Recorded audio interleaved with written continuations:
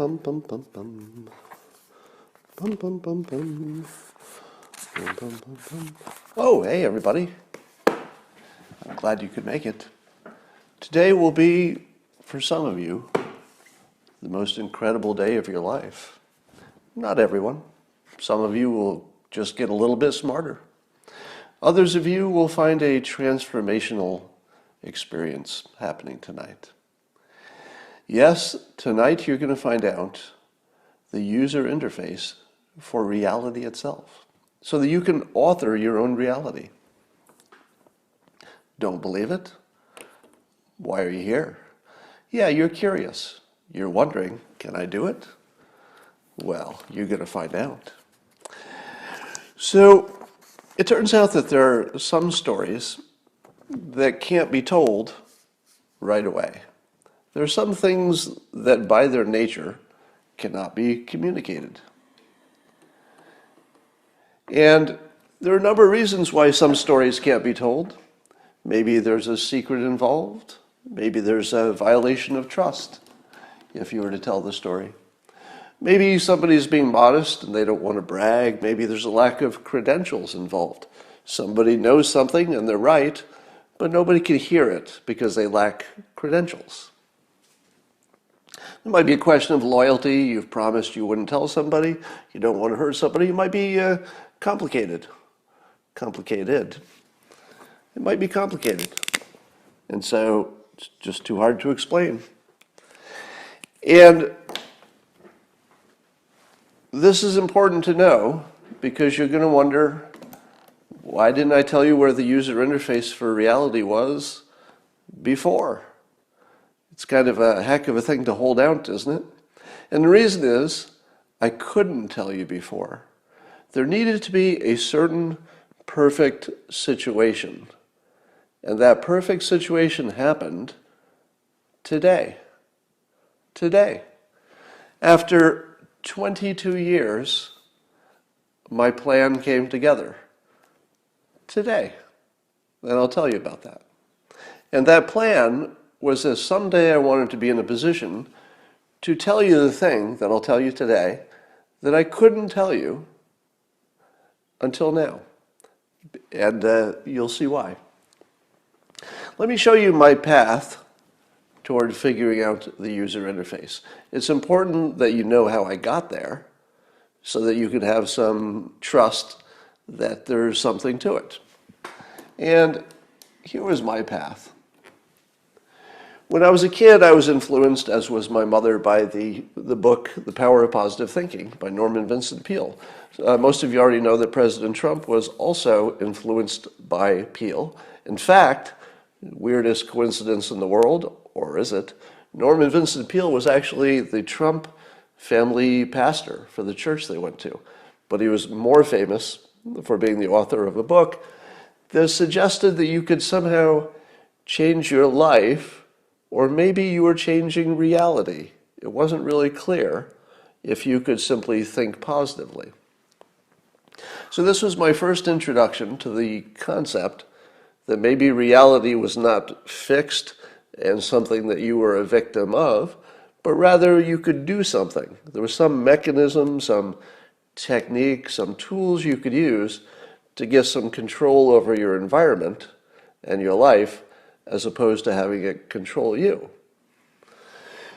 And that was my first thought, that reality could be programmable in at least some simple sense. But of course, I embarked on a lifetime of exploration to find out if I could find out more about how to program reality. And that led me to learn meditation. I became a trained hypnotist. Of course, mushrooms let you see the world in a completely different reality.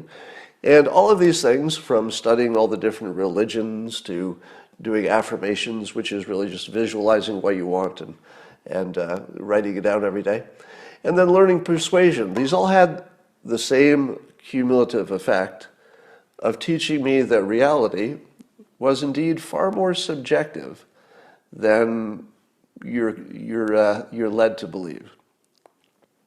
And when I say reality is subjective, I don't mean that there isn't some base reality that's real, What I mean is that we don't have access to it. In other words, just take religion.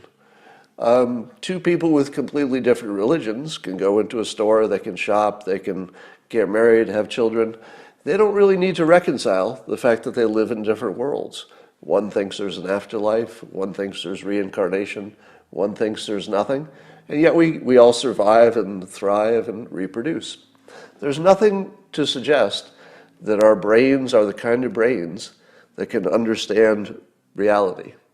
Instead, all of the evidence suggests that we can put filters, optionally and somewhat subjectively, on our reality, and the thing that we deal with is the filter. We're not dealing with the underlying reality, but our filter on it is the thing that's real to us. And you can change those filters. So that's the important part. And you can change them fairly easily. And if you find a filter that predicts better and makes you happier, well, that's the better filter, even if it isn't a better approximation of reality. What matters is you're happy. What matters is you're getting what you need out of life. So once you accept that there's a subjective reality, you're starting to get ready to accept the user interface for that reality. So during this time, I started to feel that I may have discovered the user interface for reality. And the reason that I thought that is that my life was working out so well that I couldn't explain it in any ordinary way. I tried to become a cartoonist with no experience in cartooning, and at about this time, 1997 is the time I'm going to be talking about, I had already won the top award in cartooning. I'd never, without any cartooning experience, I was the hottest cartoonist in the country. And at about the same time, I had written my first book, and it was a #1 New York Times runaway bestseller, with no experience at writing books. And there were a number of things that I was touching and doing, the licensing for Dilbert, etc. And it seemed as if I could manipulate reality. But here's the thing. Was I manipulating reality to get these ridiculous results, or was I simply good at my job? How can I tell? How would I know if I were manipulating reality, because that's sort of what it felt like, but that didn't seem right? Or was I just good at my job and I didn't realize how good I was, so I performed better than I expected? Maybe. Could be. It's possible. But I wanted to test it. And so in 1997, I did a bold experiment. And the experiment was this. I very publicly and annoyingly made a prediction. And I chose an area in which I had no expertise, which is important.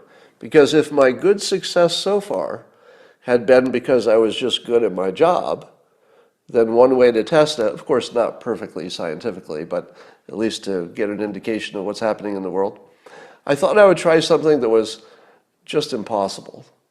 I would make the most unlikely prediction and then wait as long as it took for it to become true. And if indeed I could hit the most unlikely prediction, then maybe other people would believe me when I explained to them the user interface for reality. Because this was something I couldn't communicate, because why would you believe me? Why would you believe me that I actually knew where the user interface for reality was?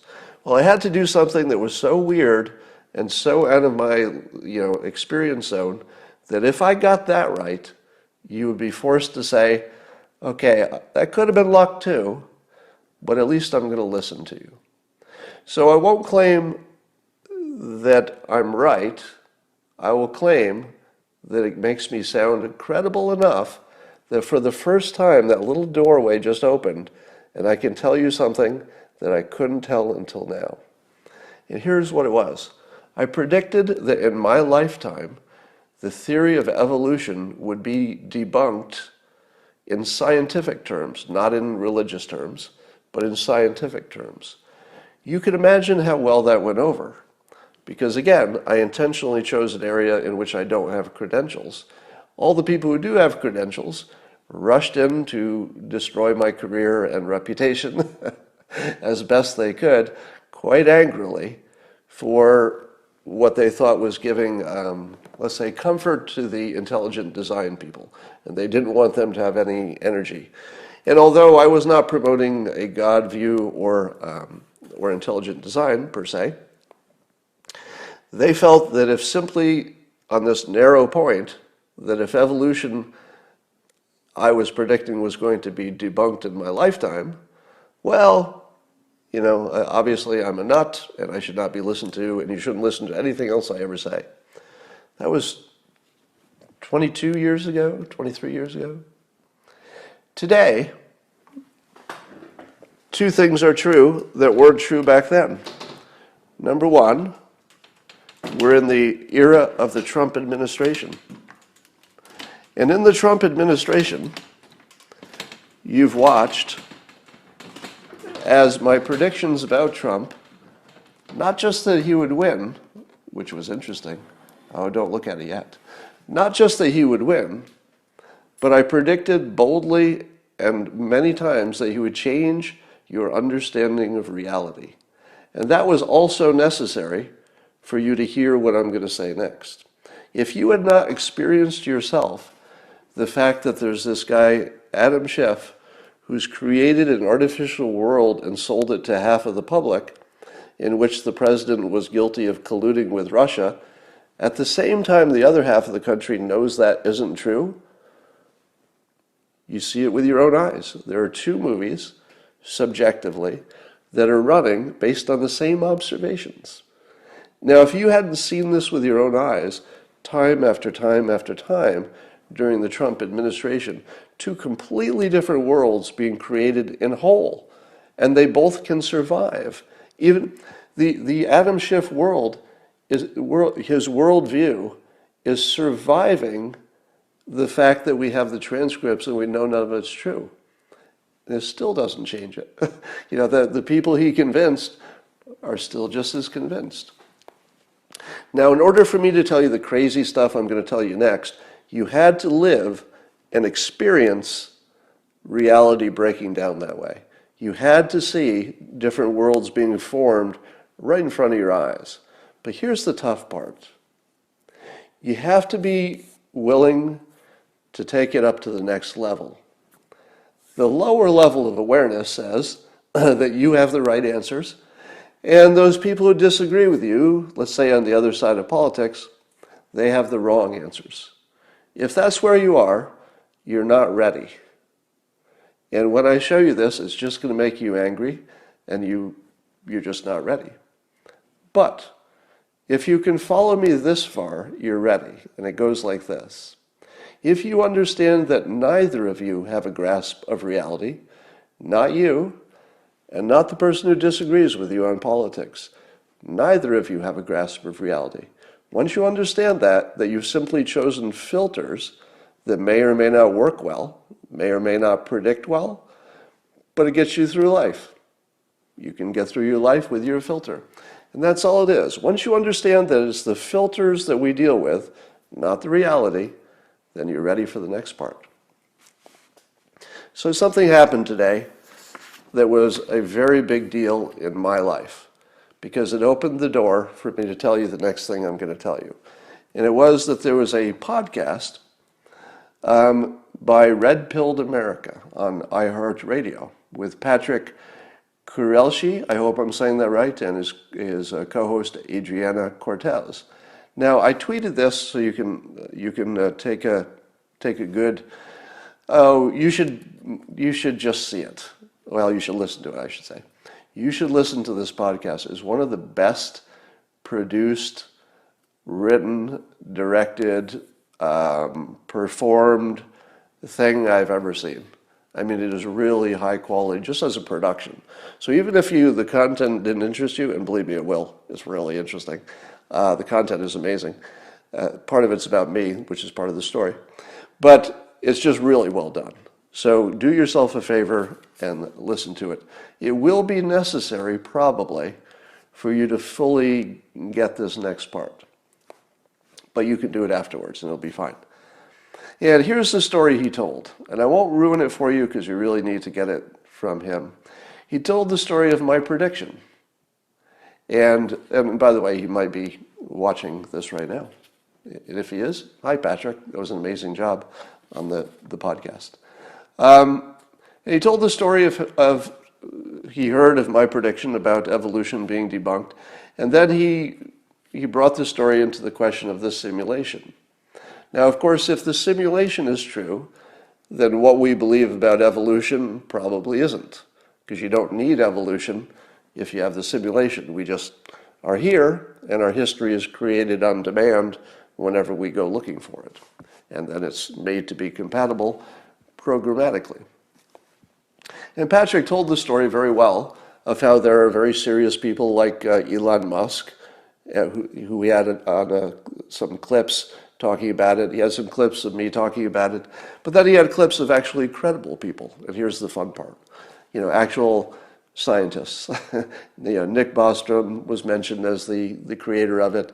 He talked about some science fiction things that are fun as well.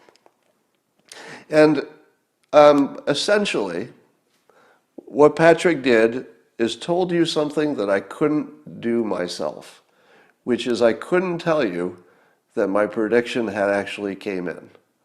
I've been trying to, but I feel like I had failed at it because I'm not credible about judging my own prediction. Obviously, I have a stake in it.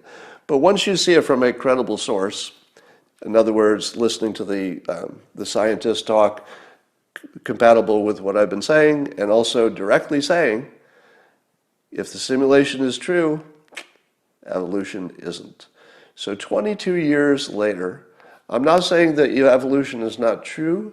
I'm saying that there is now a competing theory that serious scientists buy into, and although you can't tell which one is the true one, if either one is, maybe neither, maybe they're just filters, but what you can tell is the odds.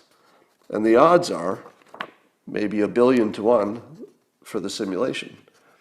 Doesn't mean evolution can't be true.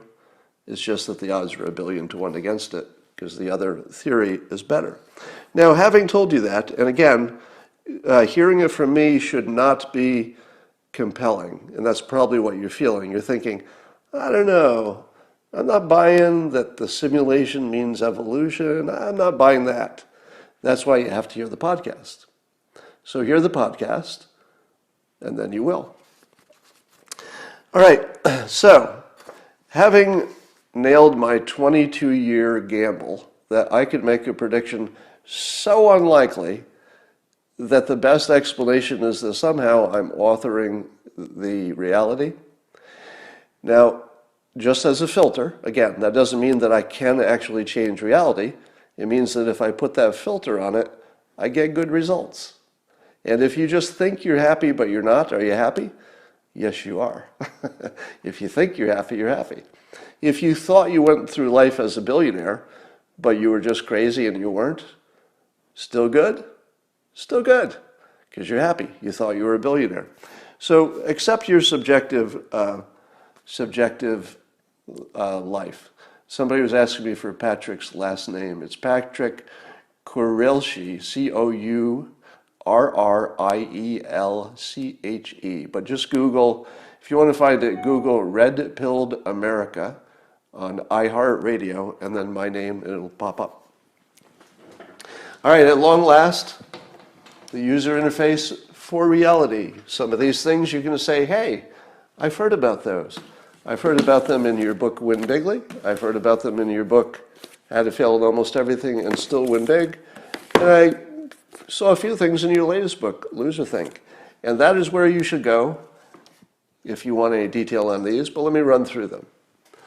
First, you must accept the frame, at least as a filter, that there could be a subjective reality and that you can manipulate it. Again, you might only be manipulating your own impression of reality, but that's good enough if it predicts well and gets you to a happy place. You should accept that systems work better than goals. People are telling me every day that they're, after reading my book, had failed almost everything and still win big. They implemented systems, and it changed their life. This is one of the biggest buttons on the interface for life. If you don't like where you are and you want to go somewhere else, learn how to build systems for everything from your diet to your career to your social life to fitness, everything. And that's in this book if you want more details.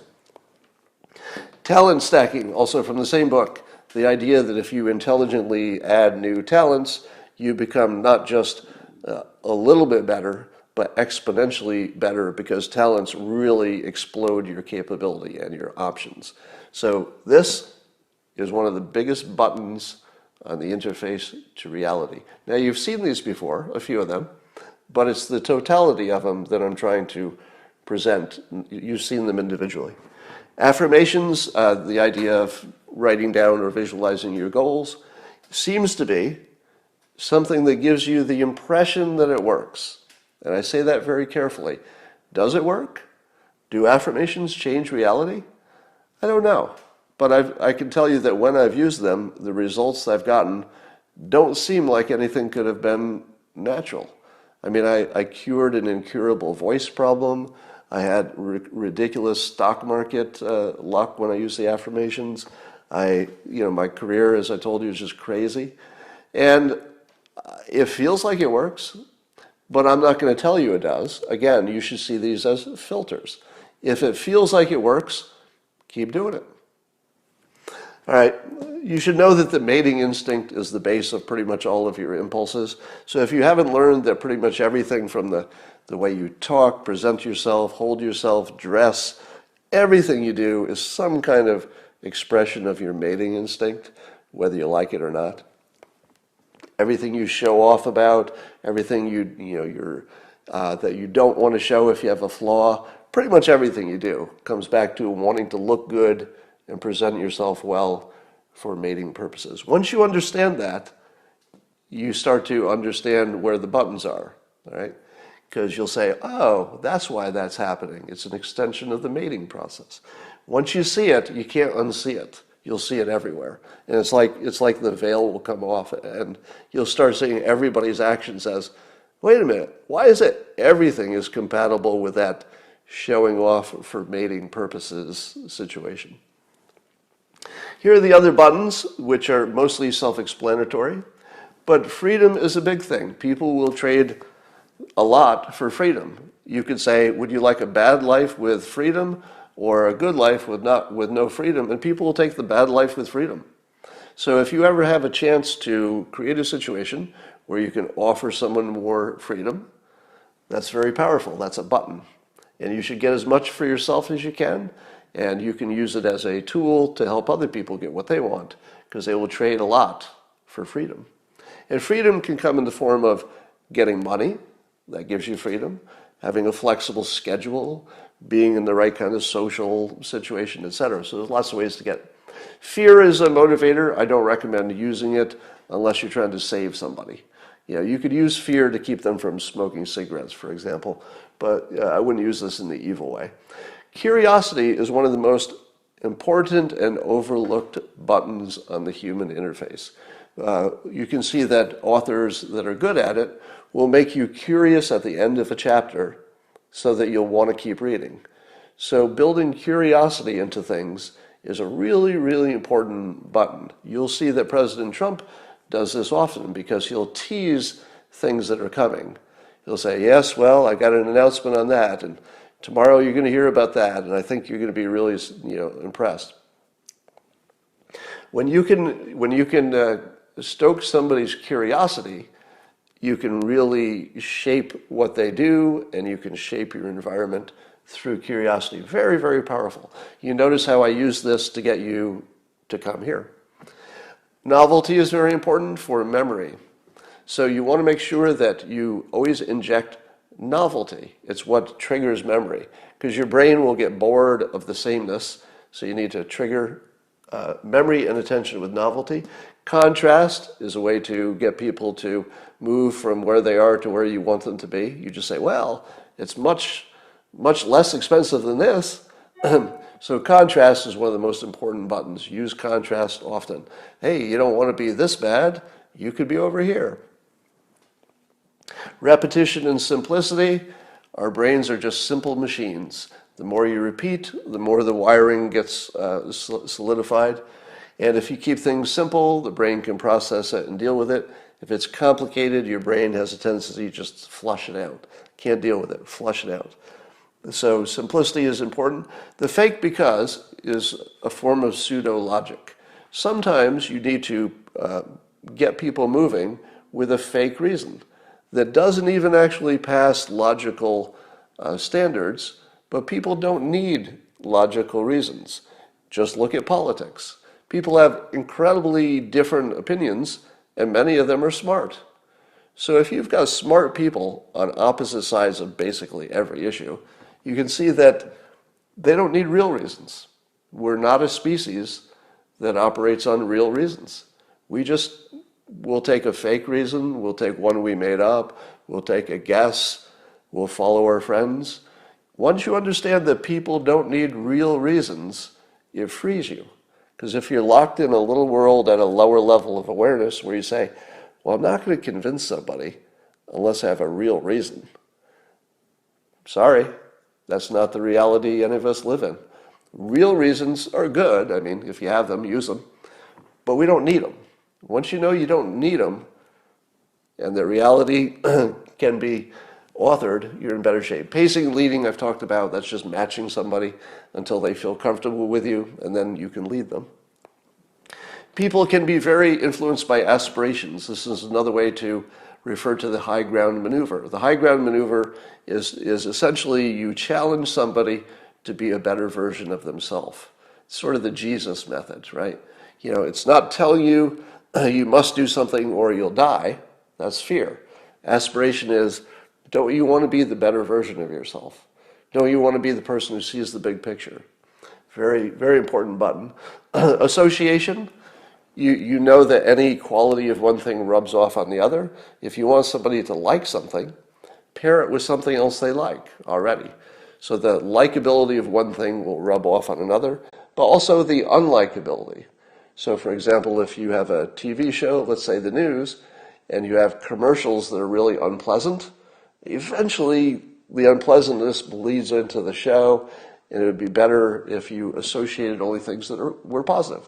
So learning to associate only with positive things, one of the most important user interface rules of reality. I accidentally put contrast twice, forget that. Pattern recognition, once you realize that the humans are not logical machines, we're pattern recognition machines. And it's that pattern recognition that isn't very good. Pattern recognition is what makes you a racist. Pattern recognition is what makes you an ageist, a sexist, everything bad. Because your patterns are all you have. You're not really a logical person who reasons everything out. Your brain isn't big enough. You wouldn't have enough time. So instead, you default to these little biases, which are determined by patterns. Now, the problem is many of those patterns are fake.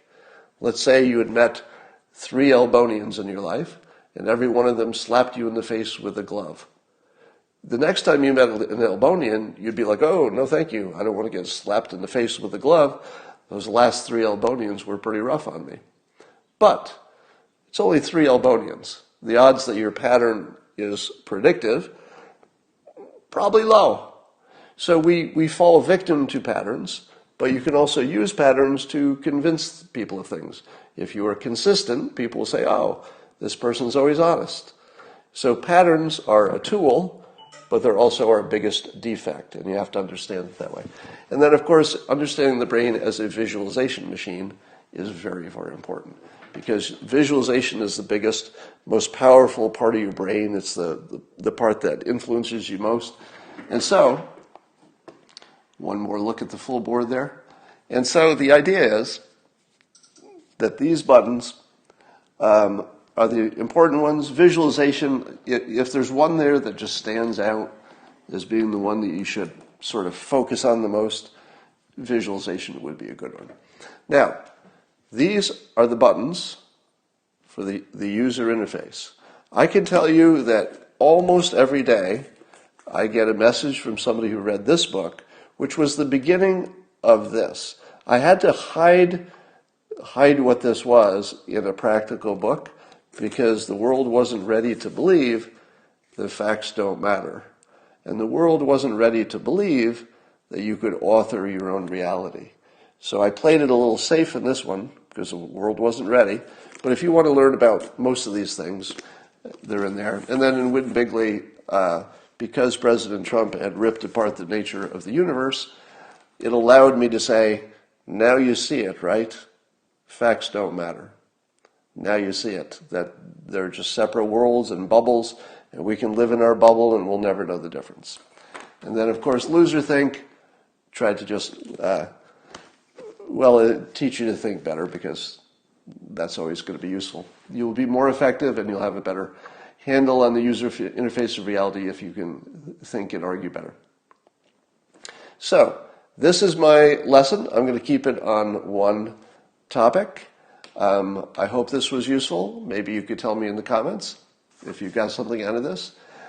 This is the sort of lesson that might not change you tonight, but it's never going to leave you. Once you've seen it, you can't unsee it. You're all changed. You don't know it yet. And this will become sort of let's say a framework that you now have added to your mental map. And now when you see things that fit that framework, it will get stronger over time. And so you'll see that this view of the world will take root, and then every time you compare it to the old way you saw, you're going to say to yourself, wow, is that a coincidence? Because this new way of looking at the world just feels like it predicts better, but I'll keep an eye on it. So this will get stronger and stronger over time, and maybe never stop getting stronger. Well, we're getting good comments, so I think that maybe we did our job here. And feel free to refer back to this often, and I think you've got everything you need now to author your own life. You are no longer a victim of reality. You are no longer the subject of reality. You're now an author. Some of you were already authors, and now you're better authors. And those of you who didn't know you could be an author of your reality, well, you just found out. And I will leave you on that, and you can have a terrific night tonight, and the rest of your life, it's looking good.